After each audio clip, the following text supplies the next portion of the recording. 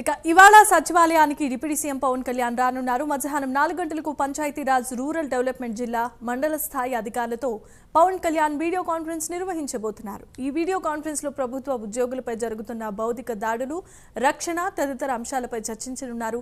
ఈ కాన్ఫరెన్స్ లో Panchayati Raj rural development commissioner, ఉన్నతాధికారులు హాజరు కాబోతున్నారు.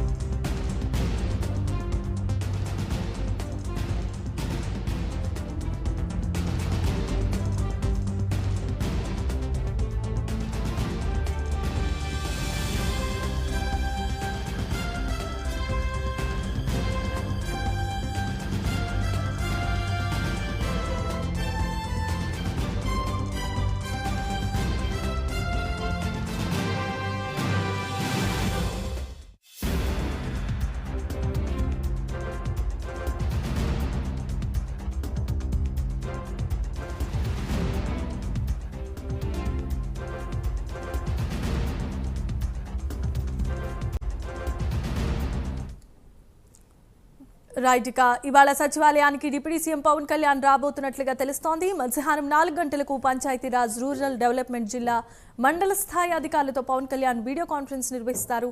ఈ వీడియో కాన్ఫరెన్స్ తో ప్రభుత్వ ఉద్యోగులపై జరుగుతున్న దాడులకు సంబంధించి తదితర అంశాలపై చర్చించబోతున్నట్లుగా తెలుస్తోంది. ఇదే అంశానికి సంబంధించి మరిన్ని అప్డేట్స్ మా కరెస్పాండెంట్ శ్రీనివాస్ అందిస్తారు. శ్రీనివాస్, ఈరోజు సాయంత్రం 4 గంటల ప్రాంతంలో కూడా డిప్యూటీ సీఎం పవన్ కళ్యాణ్ సచివాలయానికి రాబోతున్నారు. ఈ రోజు ఆయన రాష్ట్ర సచివాలయానికి కూడా సాయంత్రం 4 గంటలకు చేరుకున్నాక ఆయన ప్రధానంగా ఒక పంచాయతీరాజ్ శాఖపై కూడా ఆయన వీడియో కాన్ఫరెన్స్ నిర్వహించే అవకాశం ఉంది. ఈ రోజు దీనికి సంబంధించి కూడా ఇప్పటికే వీడియో కాన్ఫరెన్స్ సంబంధించిన ఏర్పాట్లు కూడా సంబంధిత శాఖ అధికారులు కూడా అన్ని ఏర్పాట్లు చేశారు.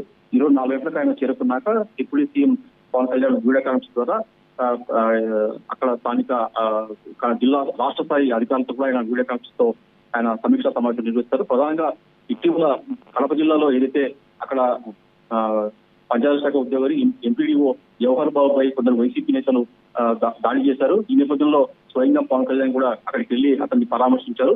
అతనికి మనోధైర్యం ఇచ్చి చెప్పారు. ఖచ్చితంగా ఇక్కడ ఇలాంటి దాడులకు పాల్పడే వ్యక్తులపై కూడా ప్రభుత్వం చూస్తూ ఊరుకొని ఖచ్చితంగా చర్యలు తీసుకోవడం చెప్పేసి ఆయనకు భరోసా కూడా ఇవ్వడం జరిగింది.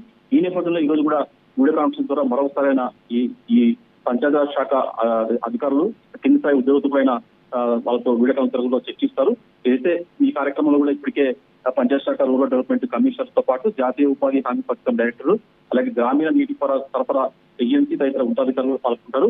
ఒక పక్క ఉద్యోగుల సమస్యలతో పాటు స్థానికంగా ప్రభుత్వం చేపడుతున్న పంచాయత్ శాఖ చేపడుతున్న వివిధ అభివృద్ధి కార్యక్రమాలపైన కూడా డిప్యూటీ సీఎం పవన్ కళ్యాణ్ సమీక్షిస్తారు. తాగునీరు కావచ్చు, అలాగే ఉపాధి హామీ పనులు కావచ్చు, ఇలా వివిధ కార్యక్రమాలపైన చర్చిస్తారు. అలాగే ఏదైతే ఇలాంటి దాడుల పైన కూడా ఆయన మరోసారి ఉద్యోగులు కూడా ఆయన భరోసా ఇచ్చే అవకాశం ఉంటుంది. జమీమా మొత్తం చూసుకుంటే సాయంత్రం 4 గంటలకు ఈ రోజు deputy CM Pawan Kalyan video conference ద్వారా మరొకసారి సంక్షేమ అభివృద్ధి కార్యక్రమాలపై కూడా సమీక్షించి ఉద్యోగులకు భరోసా ఇవ్వనున్నారు.